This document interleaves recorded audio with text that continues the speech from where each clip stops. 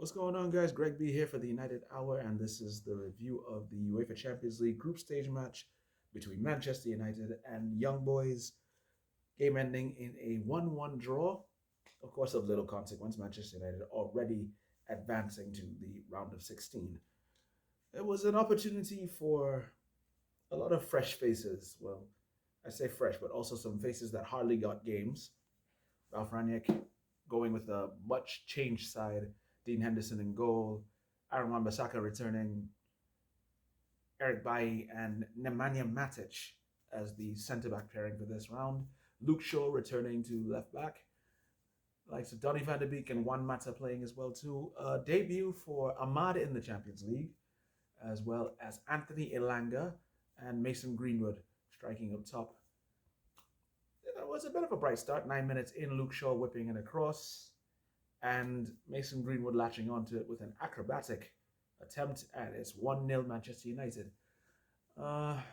Going into there, you saw the lack of game time really starting to creep up on most of those players, because there was a bit of a lack of cohesion in some regards.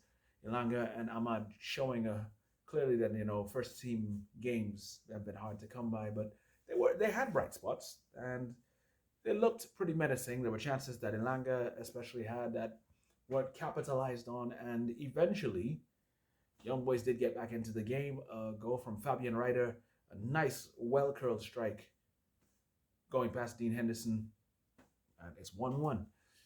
And as the second half went on, you saw chances coming, but a lot of times United looked a bit disjointed. You saw the likes of Shola Shoreteri coming in as well too, and debuts as well for Charlie Savage and Zidane Iqbal, just to name a few players that were coming in. Jesse Lingard had also had a nice run out as well too.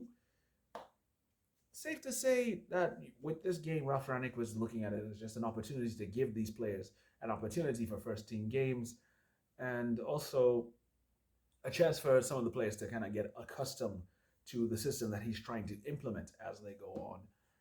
Like we said, nothing really too much to speak about in the second half. The score stayed as it was. Refereeing could have been a bit better. There were a few calls and a few instances where the likes of Ahmad and Shoreteri were called back for fouls that weren't really fouls. Was a claim also for a handball in the box that people were thinking could have been a penalty. Referee turned it away. Honestly, I've seen penalties given for less, but that happens.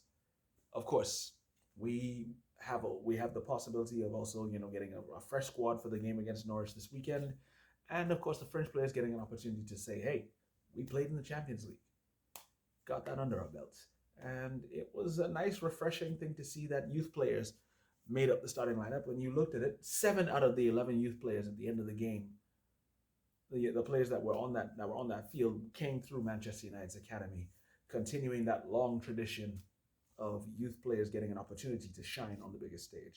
So kudos to Ralph Ranić and the team giving them an opportunity, but clearly work still needs to be done as regards getting them integrated and allowing them to be able to understand the kind of style that they were playing. One of the key takeaways from me, Nemanja Matic and Eric Bailly, at times they didn't really look too bad as a centre-back pairing, but one player that also stood out that came on as well too was Teden Mengi, who ended up playing at left back. And I must say, he did make quite a good showing of himself. Donny van de Beek was a bit of a mixed bag today. Juan Mata showing his class with a few passes. So there are a few things that still, clearly you can see still needs work. And within time, integration and more experience and more games will only benefit this team going forward. So 1-1, no harm, no foul. We advance and we progress as group winners no matter what happens in the game between Atalanta and Villarreal. Mind you, that game was postponed due to the inclement weather in Italy. A lot of snow hampering that game, so it is what it is. But we move on. Group stage is over, and we advance and we wait for the draw to take place. And we move on to this weekend, and we take on Norwich. So, once again, thank everybody who's listening, who's been reviewing, who's been liking, sharing, and subscribing. Once again, we have officially started broadcasting on YouTube. So follow the United Hour on YouTube, and we are also on Twitter as well too.